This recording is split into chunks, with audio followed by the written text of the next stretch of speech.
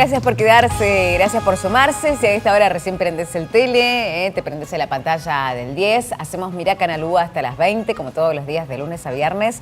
Recordá que si recién te sumás, porque estás llegando, venís de trabajar, por ejemplo, bueno, a las 10 de la noche, si te perdiste un fragmento, lo podés ver en la pantalla de Canal U. Estamos además en nuestra app, SRT Play, que la podés descargar de manera gratuita en cualquiera de tus dispositivos, en la tablet o en el celu, y que te permite ver absolutamente toda la programación de los SRT. Canal U, Canal 10, Radio Universidad, 102.3, participar de la página web, de las encuestas. Sí, tal cual, claro que sí. Así que dale, subite, quédate con nosotros, estamos en las redes también, en Instagram y en Facebook. Así es. ¿Y hoy? Hoy con un programa muy particular, porque estamos dándole un perfil mucho más internacional, podríamos decirle, no porque nosotros nos vayamos de viaje, ni porque hayamos traído a un rocker, un rocker star, digamos, sino que lo hemos traído a Marcelo Taborda, que es especialista, es colega nuestro, periodista, es abogado de profesión, es docente también y es especialista en política internacional, y por eso nos está ayudando a hablar de algunos de los temas que va dejando la agenda internacional, muy movida, por cierto, en estos últimos días. Y recién, Marcelo, hablábamos un poquito de lo que dejó el G20 en la República Argentina. Y ahora también se viene dentro de muy poquitos días, porque el 1 de enero va a asumir la presidencia de Brasil Jair Bolsonaro, un personaje también muy particular por el perfil que tiene, una derecha realmente muy ultra, podríamos decir, en algunos aspectos realmente con un discurso terrible desde lo técnico, pero también desde lo concreto, si efectivamente lleva adelante alguna de las propuestas que él ha planteado. Y también con un montón de cosas que tienen que ver con el ascenso y con la llegada al poder. Veamos si les parece un pequeño tape donde se muestra un poquito lo que es el perfil de Jair Bolsonaro y después lo comentamos con Marcelo Taborda. Su discurso radical genera controversia. Pero para muchos esa es la mano dura que necesita Brasil. El capitán retirado Jair Bolsonaro se presenta como un outsider en la política brasileña. Sin embargo, ocupa un curul en el Congreso desde 1991, donde actualmente ejerce su 7º mandato como diputado federal. Promete un gobierno eficiente, pero su carrera muestra logros escasos. Durante sus casi 30 años como diputado, solo 2 proyectos de su autoría se convirtieron en ley. En Brasil, sus partidarios afirman que habla con franqueza, sus detractores que es proclive a los exabruptos. Muchas de sus declaraciones son tachadas de racistas, homofóbicas, machistas y misóginas. Hace algunos días ella me llamó violador y le dije que no la violaría porque no lo merece. Quédate aquí y escucha. Bolsonaro menosprecia la violación, justifica la brecha salarial entre hombres y mujeres, defiende la pena de muerte, la prisión perpetua, el trabajo forzado para condenados, la reducción de la edad penal de 18 a 16 años y el control de la natalidad como herramienta para combatir la pobreza. Férreo defensor del régimen militar que gobernó Brasil entre 1964 y 1985, dedicó su voto a favor del impeachment de Dilma al comandante Ustra, que fue condenado por torturar sexualmente a las guerrilleras en la dictadura.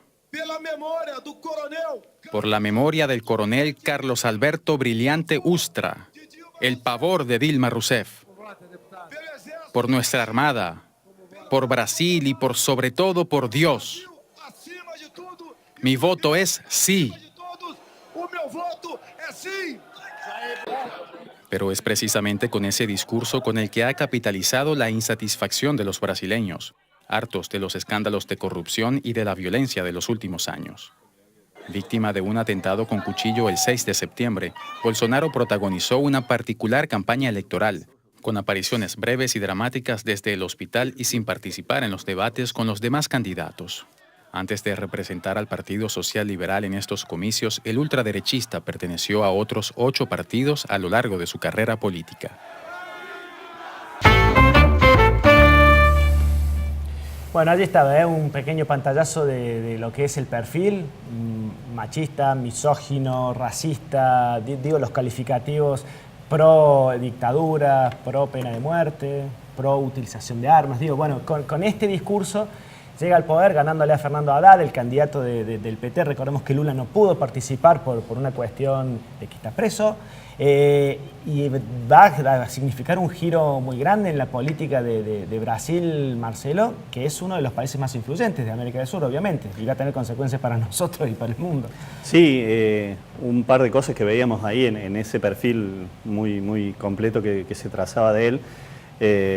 Bolsonaro, como lo decía el informe, 7 veces diputado, no puede ser considerado un outsider realmente de la política, porque ha estado en lo más nefasto, si se quiere, porque la trama de corrupción que se alega o que se está investigando desde hace tiempo, sobre todo atraviesa el Congreso de Brasil, ¿no? El Congreso instalado en Brasilia, que después, paradójicamente, aunque tenía más de las 3/4 partes de sus miembros o procesados o condenados por causas mucho más graves, termina sacando del poder a Dilma Rousseff el 31 de agosto de 2016. Entonces ya tenemos ahí una primera contradicción. Y esa sesión que mostraba ahí la imagen de abril de ese año de 2016, con Bolsonaro dedicándole su voto a favor del proceso de destitución que después pasó al Senado de Dilma Rousseff, de alguna manera era su presentación como carta de candidatura presidencial en medio de unas marchas que se presentaron en Brasil como espontáneas. Después se vio que no eran tan espontáneas, había quienes las estaban convocando a través de las redes sociales, sobre todo movimientos liderados por un parlamentario que es Kataguiri, movimientos como Brasil Libre, Vem pra Rua, que son movimientos de derecha y algunos, si se quiere, de extrema derecha, que utilizaron las redes para ir convocando a estas protestas que se iban extendiendo en las grandes ciudades, sobre todo con foco en San Pablo, que es, si se quiere, la megalópolis más refractaria o más, a pesar de que en São Bernardo do Campo, que está pegado a San Pablo, tiene su feudo y su lugar de origen a la lucha política y sindical Luis Ignacio Lula da Silva, en San Pablo como Estado, como capital, también está todo el poder económico. La FIESPI, que es la Federación de Industriales y Empresarios de San Pablo, que tiene mucho contacto con Argentina y específicamente con Córdoba, es muy poderosa y era muy contraria ya en los últimos tiempos a la política de Rousseff, y fue la que más bregó para que Lula no pudiera ser finalmente candidato. Bolsonaro habrá que ver a partir del 1 de enero qué es lo que ofrece ya como presidente en funciones, pero las primeras declaraciones que hubo después de su elección en el último domingo de octubre no fueron que morigerara precisamente su discurso, al contrario, él ratificó políticas. Ha tratado de hablar poco, sí, eso es cierto. Estaba invitado por el propio Temer para venir al G20, pero alegó problemas todavía de salud derivados de esa herida que se le infligió el 6 de septiembre, aunque paradójicamente el domingo pasado, el fin de semana pasado, se llegó hasta el estadio de su equipo de fútbol, el Palmeiras, y levantó la copa junto con los jugadores, abrazándose con Felipao Scolari, por ejemplo. No estaba tan convaleciente. No, y levantó, decían, alguien incluso en algún medio brasilero había calculado cuánto pesaba la copa, que creo que eran 20 kilos, algo así. Salía él levantando ambos brazos ahí con la copa como si hubiera sido el capitán del equipo, lo cual también generó ciertos comentarios, porque Felipao le dio un abrazo efusivo, pero por ejemplo el técnico de la selección brasileña, Tite, no quiere reunirse con él y ha tenido una postura mucho más crítica. Es decir, un personaje que divide aguas, no se puede permanecer, digamos, tibiamente ante él. De hecho, Fernando Henrique Cardoso ha amenazado con dejar su propio partido, el Partido de la Socialdemocracia Brasileña, si es que le termina dando apoyo en el Congreso o apoyo de gobierno al presidente electo Bolsonaro. Es decir, no deja a nadie, digamos, en una posición intermedia. Y las posturas que ha tenido, hay que decir que habrá que ver si no tienen un efecto contagio. Brasil es un país de 210 millones casi de habitantes, el más influyente, más poblado de Latinoamérica, pero ganó la elección Bolsonaro no a pesar de ese discurso, sino gracias a ese discurso. Sí, entonces, hay que ver qué está detrás de esa sociedad brasileña que le dio 57.700.000 votos y le hace sacar casi el 55% de los votos en el balotaje. Habrá que ver entonces. Le ayudó lo del atentado, ¿no? Creo que le debe haber ayudado sobre todo para la empatía en determinado sector de la población. Y un elemento que fue fundamental fue la distribución, sobre todo con los primeros votantes. Brasil tiene el mismo sistema electoral que tiene Argentina, es decir, el voto es obligatorio a partir de los 18 hasta los 70 años, y entre los 16 y los 18 es optativo, y después de los 70 también. Y llegó a mucho electorado joven que votaba por primera vez o por segunda vez, que le dio mayoritariamente el triunfo a Bolsonaro, a través de las campañas por las redes sociales y por WhatsApp. Sobre todo las noticias falsas que se transmitían en contra de su rival, en contra del candidato del PT en la segunda vuelta. A través de esas noticias falsas fue captando mucho voto en sectores que creen, estadísticamente, alguien lo reflejó el diario Folha de San Pablo, que el 66% de los brasileños, que son más de 120 millones de usuarios de WhatsApp, cree que lo que viene por esa vía, que no alcanza a ser, no es una red social propiamente dicha, pero es un elemento de comunicación que utilizan las redes, lo toma como verdad irrefutable. Sin cuestionar demasiado. Exactamente. Ahora nos vamos a meter en un informe precisamente que habla de esto, ¿no? De la política y las redes sociales, pero antes te quería preguntar, digo, el elemento de la iglesia evangelista detrás de la figura, porque también es un elemento a tener en cuenta que va creciendo en muchos lugares. Y si bien obviamente siempre cada candidato y cada presidente ha tenido su propia creencia religiosa o no, en este caso ha jugado un papel también muy importante, ¿no? Crucial. El tema de la Iglesia Universal que dirige Edir Macedo, que tenemos aquí presencia muy fuerte también en Córdoba y en toda la Argentina, fue un voto clave. En Brasil, en el Congreso, existe lo que se llama la bancada de las 3B, Biblia, Bala y Buey. Buey representa los sectores del agronegocio o del campo, Bala los sectores militares o castrenses que tienen, que además están sindicalizados, y Bolsonaro es un ex capitán del ejército. Y por el otro lado, Biblia, que se refiere a los evangélicos o al discurso que llega a través, por ejemplo, de la Iglesia Universal y otras muchas que existen, las neopentecostales, con toda una teología de la prosperidad que habla de que el ciudadano tiene para exigir progresar en su momento económicamente, a los cuales también les cobra su diezmo y que tienen mucho poder económico. Edir Macedo además afronta causas por corrupción bastante serias, no solamente en Brasil, con propiedades en Estados Unidos y tal, pero fue un apoyo importantísimo, y de hecho esta bancada de las 3B se empezó a dar vuelta porque estaba buscando tal vez un candidato que los representara, cuando en las encuestas Bolsonaro, que parecía que se iba a caer, no se caía, inclinaron su favoritismo hacia este candidato, y seguramente ahora irán por su parte de compensación de lo que fue ese voto clave, ¿no? Bueno, es interesante seguir este tema porque es un decidido paso de la Iglesia ya para formar parte de un gobierno que ya explícitamente y tener injerencia directa, ¿no?, en la vida política en un país tan grande, en este caso como Brasil. Y con los efectos, además, contagio que eso pueda tener, como decía Marcelo. Sí.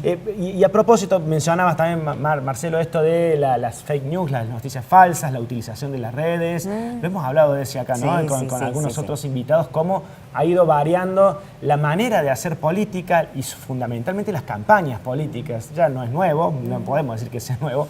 Sí que todavía seguramente habrá mucho por ver en los próximos años. Y seguramente nosotros vamos a tener el año que viene una campaña muy ligada. Claro. Vamos a compartir un informe de la televisión pública, que en este caso se centra en la campaña de Barack Obama del 2008, porque fue tal vez la primera que tuvo realmente una fuerte presencia de la campaña online respecto de redes, pero que de ahí para acá ha venido modificando la manera de hacer política y de presentarse para llegar al poder. La veamos y después lo charlamos. Hace 7 años, la campaña electoral de Barack Obama en las redes sociales revolucionó el marketing político. La particularidad que tuvo la campaña Obama en Argentina, muchas veces a mí como consultor nos dicen, yo quiero hacer como hizo Obama. Yo en principio le digo que Obama gastó $5 millones. Ahí dicen, no, pero no era barato. Le digo, ¿barato con respecto a qué? Con salir en toda la televisión norteamericana puede ser barato. Pero lo importante, y es distinto, y eso es una de las grandes ventajas que tiene la Argentina, realmente la ley electoral argentina ha hecho un cambio enorme a favor de la multiplicidad de voces, es que nosotros en Argentina no tenemos el problema que tienen en Estados Unidos, que hay que financiar los avisos televisivos, que es lo más caro. Las redes sociales son imprescindibles en las elecciones a cualquier cargo público. ¿A cuánta gente llego y de qué manera? En ese sentido, las redes son mucho mejor elección hoy en día que televisión, vía pública, gráfica, pero no porque inviertas poco, sino porque inviertas mejor, porque tu mensaje llegue mucho más teledirigido, porque tengas, digamos, de alguna manera estadísticas y constancia de que ese mensaje es cierto. Uno puede decir, el aviso de la televisión llega a la gente y no sé si están viendo o no están viendo, el rating es bastante dudoso. En cambio, de la otra manera, uno puede ver exactamente quién fue y cómo cada uno de los que estuvieron observando la campaña, ¿no? Pero el éxito en las redes no se consigue solo con abrir una cuenta. La dirigencia argentina entiende que tiene que estar. O sea, no hay nadie que no esté. Quizás todavía no entienden todos para qué estar, algunos lo utilizan como una mera gacetilla, como si fuese un nuevo lugar para mandar información. En días de hoy, donde las encuestas están cuestionadas y de pronto se dicen cómo puede ser si se pensaba una cosa y termina otro resultado, generalmente uno puede encontrar en las redes ese anticipo de hacia dónde se está moviendo conceptualmente la población, porque ahí están hablando todo el tiempo de todo, desde qué rico que es un yogur, cómo salió ese programa de tele, a qué candidato les interesa apoyar. En campaña vale más un tuit que 10 segundos de spot televisivo. Uno dice, ¿cómo hacer en profundidad? Que son 140 caracteres. Sin embargo, si uno junta 20, 30 tweets seguidos, se junta una historia, un storify, una especie de relato, ¿no? En inglés lo llaman storytelling, y eso hace que uno llegue de una manera mucho más profunda de lo que podría hacer en un medio tradicional como el televisivo. En Argentina, por ejemplo, Facebook tiene una penetración del 90% de la gente que está conectada a Internet, y la gente que está conectada a Internet está arriba del 75% a nivel nacional. Twitter tiene un poco menos de penetración, pero tiene mucho acceso al minuto a minuto y a los lugares en donde se generan opinión. Todo lo que es medios de prensa, todo lo que es influenciadores están en ese ágora público llamado Twitter. Una campaña hoy en día sí o sí tiene que participar de ese espacio.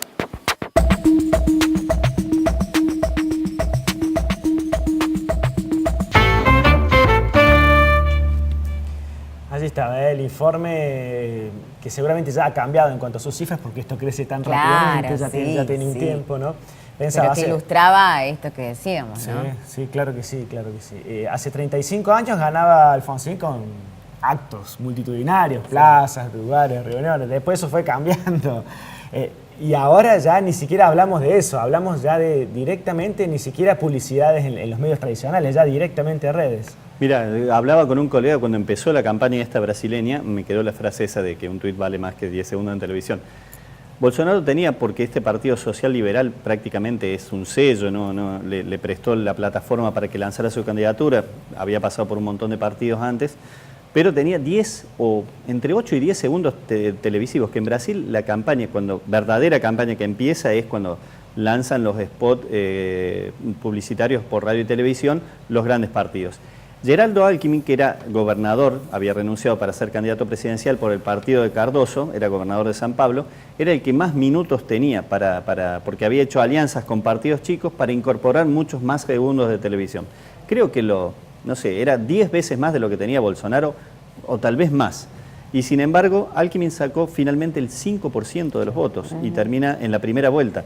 Y termina Bolsonaro en el Palacio del Plan Alto a partir del 1 de enero. Es decir, hubo un aprovechamiento al máximo de esto. Y aquí habría que hacer una distinción, porque una cosa es el buen uso de las redes sociales y otra cosa esta tergiversación que se produce, por ejemplo, a través de las fake news. Decían expertos, yo no lo soy, pero decían expertos que es toda la legislación que se ha trazado a partir, por ejemplo, del triunfo de Donald Trump en Estados Unidos, con la supuesta injerencia de Rusia, que podría llevarlo hasta sentar en el banquillo en un posible impeachment. Ahora se cree menos probable por los resultados de noviembre en las elecciones de medio de mandato de Trump. Pero bueno, esa injerencia, decían los expertos, es más controlable o se puede detectar a través de un seguimiento de cómo han sido los comportamientos, por ejemplo, en Facebook, o a través de la presencia de hackers que hayan podido enviar noticias falsas interviniendo en algunas cuentas. En cambio, a través de esto de WhatsApp, que es bastante más informal, es mucho más difícil establecer este mecanismo de control, y al parecer fue lo que se hizo como globo de ensayo, se experimentó muy concretamente en esta última elección de Brasil. Concretamente había uno de las noticias falsas que era que Haddad iba a distribuir un kit gay, digo para relacionarlo con el tema también religioso, un kit gay en las escuelas, donde también la candidata a vicepresidente de Haddad, Manuela Dávila, iba a tratar de imponer una doctrina comunista en los colegios y sacarle a los chicos, a los padres, a partir de los 5 años para adoctrinarlos. Quiero decir, esto que parece tan lejano, no es tan lejano en cuanto a algunas apreciaciones y en cuanto a algunos rumores que se tiran, y todo eso fue generando un clima de hostilidad hacia el candidato que era el rival de Bolsonaro en determinados sectores, ¿no? En algunos sectores era claro que se trataba de una noticia falsa, pero como decía antes, a muchos les llega esta noticia falsa y no alcanzan a discernir o lo toman por verdadero o por cierto lo que está diciendo ahí. Sí, sí, sí. Una combinación realmente ha sido efectiva. Después veremos la cuestión moral y ética detrás de eso, ¿no? Pero el Big Data, la utilización de los datos, la inserción de las redes y esto de que la gente naturaliza, que llega y no lo cuestiona demasiado, ¿no? Bueno, Multiplica, bueno, de todas maneras, un recurso siempre usado, ¿no? En la política, que es la bueno, famosa campaña dañar, sucia. claro, pero es en este dañar al caso aplicada contrincante, sí, a las sí, redes. potenciado con las redes, claro. Bueno, nos vamos a la pausa, a la Hacemos segunda. un nuevo corte, pero venimos rápido. En un ratito nada más para seguir conversando y para seguir compartiendo más Mirá Canal U. Ya venimos.